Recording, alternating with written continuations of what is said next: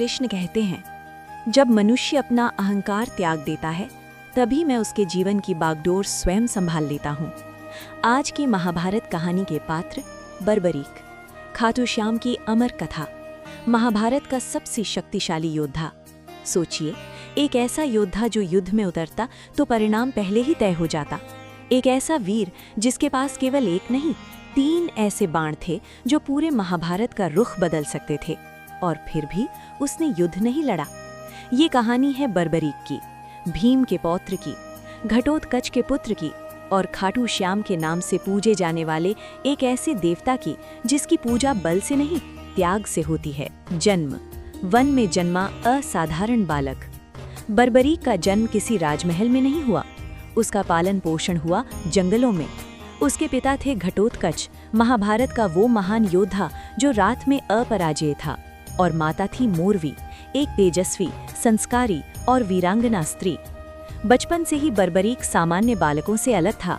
जहां दूसरे बच्चे खेलते थे वो धनुष उठाता था, जहां दूसरे बच्चे डरते थे वो निर्भीक होकर खड़ा रहता था। उसकी आंखों में युद्ध का कौशल था, पर हृदय में करुणा, शिक्षा और तपस्या, शक्ति का मूल। बर्बरीक ने केवल अस्त्र शस्त्र नहीं सीखे, उसने संयम और तपस्या सीखी। कहा जाता है कि उसने देवी कामाक्षा की घोर तपस्या की। माँ की भक्ति और तप से प्रसन्न होकर देवी ने उसे वरदान दिया, तुम्हें ऐसे बाण मिलेंगे जो युद्ध का निर्णय स्वयं करेंगे। और तभी बर्बरीक को मिले 3 अमोघ बाण। 3 अमोघ बाणों की शक्ति। ये साधारण बाण नहीं थे। पहला बाण युद्ध भूमि में मौजूद सभी शत्रुओं को चिन्हित कर लेता। दूसरा बाण अपने स्वामी के पक्ष के योद्धाओं को चिन्हित करता। तीसरा बाण पहले 2 बाणों के आदेश को पूरा करता। मतलब साफ था, अगर बर्बरीक युद्ध में उतरता तो एक ही क्षण में युद्ध समाप्त हो जाता। कुरुक्षेत्र की ओर यात्रा। जब महाभारत का युद्ध आरंभ हुआ, बर्बरीक घर में बैठा नहीं रह सका। उसका रक्त वीरों का था, उसका मन युद्ध देखने को आतुर था। वो कुरुक्षेत्र की ओर चला, लेकिन उसके मन में एक विशेष भाव था, मैं युद्ध में उस पक्ष से लड़ूंगा जो हार रहा होगा। ये था उसका वचन, एक सच्चे क्षत्रिय का वचन। श्री कृष्ण से भेंट, धर्म की परीक्षा। कुरुक्षेत्र के मार्ग में एक ब्राह्मण ने बर्बरीक को रोका। वो ब्राह्मण कोई और नहीं, स्वयं श्री कृष्ण थे। कृष्ण ने मुस्कुराकर पूछा, वीर, तुम किसके पक्ष से लड़ोगे? बर्बरीक ने सरलता से उत्तर दिया, जो हार रहा होगा मैं उसी का साथ दूंगा।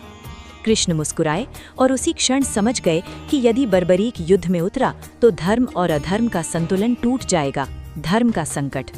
यदि बर्बरीक पांडवों की ओर गया तो कौरव हारेंगे, यदि कौरव हारने लगे तो बर्बरीक कौरवों के पक्ष में चला जाएगा। इस प्रकार युद्ध कभी समाप्त नहीं होगा और अधर्म का अंत नहीं हो पाएगा। यही वो क्षण था जहां बल नहीं, धर्म निर्णय ले रहा था। शीश का दान, इतिहास का सबसे महान बलिदान। श्री कृष्ण ने बर्बरीक से दान मांगा, एक ऐसा दान जो सुनते ही किसी का भी शरीर कांप जाए। उन्होंने कहा, यदि तुम वास्तव में दानी हो तो मुझे अपना शीश दान दो। बर्बरीक एक क्षण भी नहीं रुका, न कोई प्रश्न, न कोई भय। उसने अपने शीश को प्रणाम किया और हंसते हुए दान कर दिया।